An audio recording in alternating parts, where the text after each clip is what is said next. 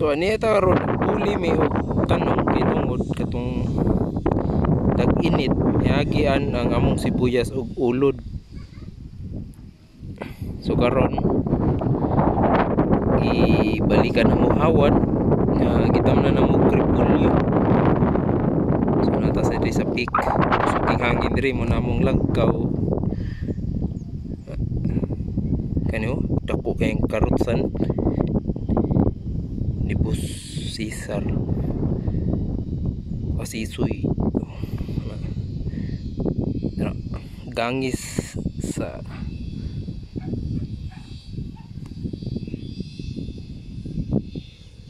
may tingog sa gangis, init jud kanya mong repolyohan natanom. So mga bulan na kapin, so dagko na siya, no, dagko na sa size sa tiil ana.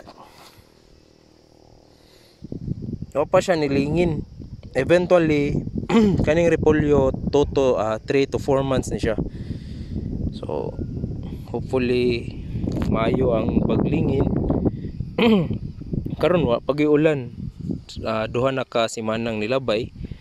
So mo ginay challenge diri sa pananom, no, labi na kaning mga repolyo, pero naaman ta sa elevated na lugar, so di kita mabalaka nga atong tupad kay kamuti o galay o kamuti galay ya dito pod kamuti galay dire moy repolyo. So kani buyag ang pagtubuan ni natagod yun ni ang repolyo nato. So naata sa elevated area kay niingon sila nga ang kanang elevated area rocky or kanang batuon munay nindot sa sibuyas, repolyo ug ubang pananom. Kay ni suway sad mi didto sa ubos kay kani man gud hangin kayo, so igo kay siya banda kay hangin dire.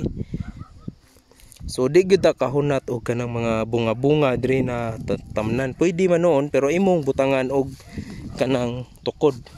So munang akong gi-prefer na mas maayo repolyo lang sa dire testing.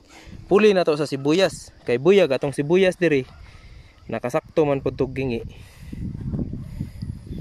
Ya atong repolyo, no, kani ding repolyo lahi-lahi di siya size. So dili na siya magdungan tanan og harvest, kundi nasa na siya latang-latang. So munay nakanindot.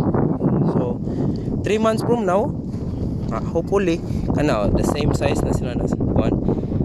So pa na cover ron ang kuan. So 3 months. So ato amo nang gipas-an among sili dito sa ubos.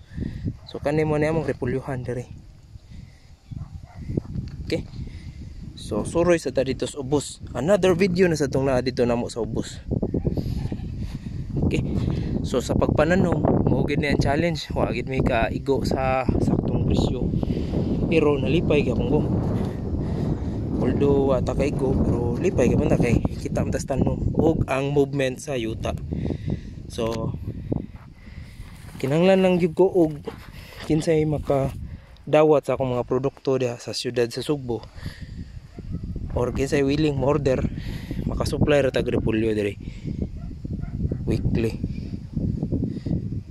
Okay, so muna mong laggaw diha na mo gi-store ang among mga goods during harvest og diha sad may magpahuway during noon time.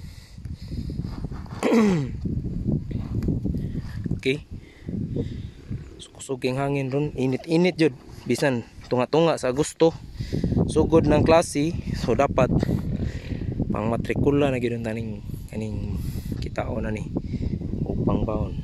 Okay, so na uyag ang repolyo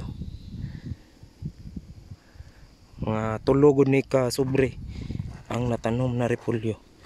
Ya kana og gisugon og kaon. Ano?